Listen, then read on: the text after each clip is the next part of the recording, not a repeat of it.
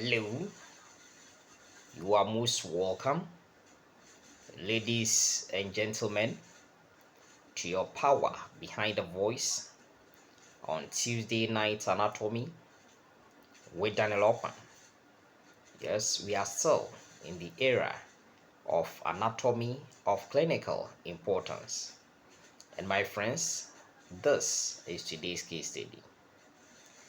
A 48-year-old woman presents with a sore inflamed tank that has been persistent for several weeks. She complains having difficulty eating spicy or acidic food. History taken indicates that he has been, not eating so well. Okay, there's some kind of poor dietary habits and occasionally consumes alcohol. She also notices some changes in her sense of taste.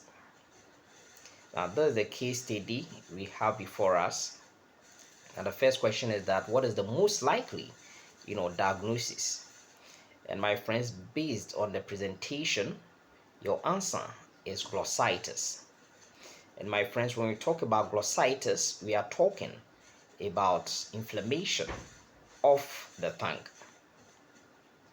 And so that is why the next question for us is that what are the main presentations as far as someone presenting with glossitis is concerned?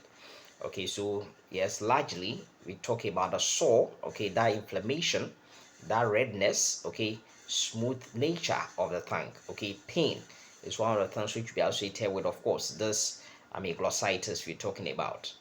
And of course, changes as far as the sense of taste or gustation is concerned. Now, the next thing is that what are the predisposing, factors or things, okay, as far as this glossitis is concerned? And my friends, one of the things is going to be the poor dietary habits, and for that matter, nutritional deficiencies.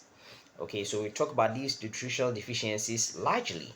We are talking about vitamin B12 is lacking in your food, some iron. Sometimes it could be even some kind of infection to the place. For instance, if it's a bacterial infection or fungal infection. And that is why, oral hygiene, poor oral hygiene, okay, will predispose one, okay, to suffering from this glossitis we're talking about. Yes, some kind of other systemic, conditions, okay, could predispose one to this, condition. Of course, sometimes we are taking something that is so hot and all that. Yes, they could all, predispose you to this glossitis we're talking about. And that is why the next thing is that what will be the things that we do. So it's all about the lifestyle thing we're talking about. Okay, so you need to, of course, if you are consuming a lot of alcohol, okay, then you need to bring it down.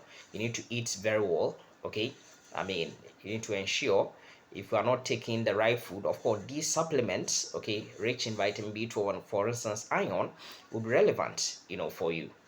And if there's poor oral hygiene, you want to ensure that you always ensure that, of course, you clean your oral region very well.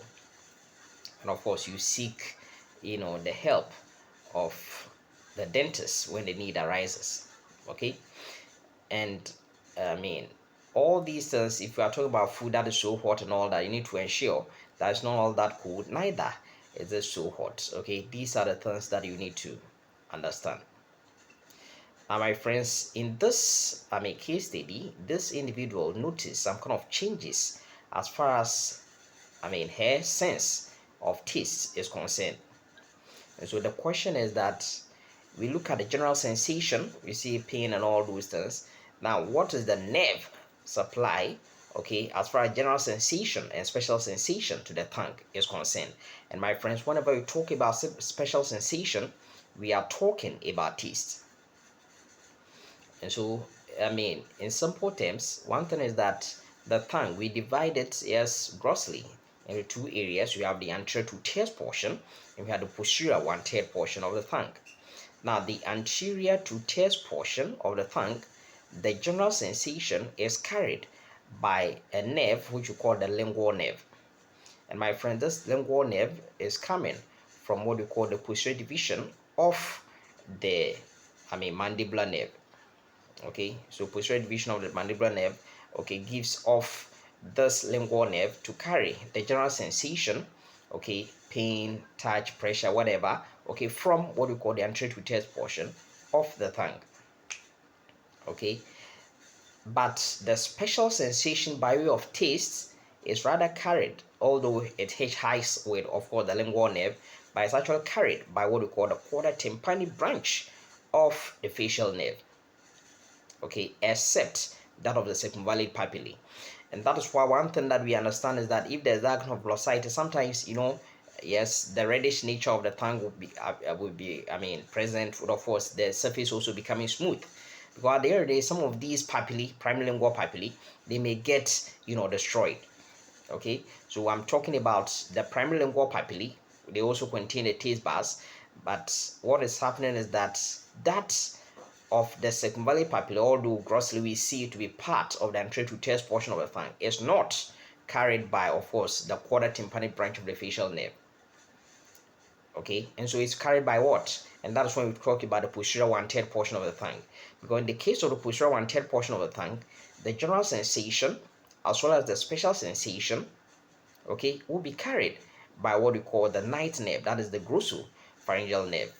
Okay, and that includes the tastes, okay, which will be carried, by what we call from the what we call circumvallate papillae. Okay, that of the circumvallate papillae. So these are the things, okay, that we need to, understand as far as, glossitis is concerned. My friends, I'm very grateful for your time this evening. Have a good night, all of you, and may the good Lord richly bless you. Amen.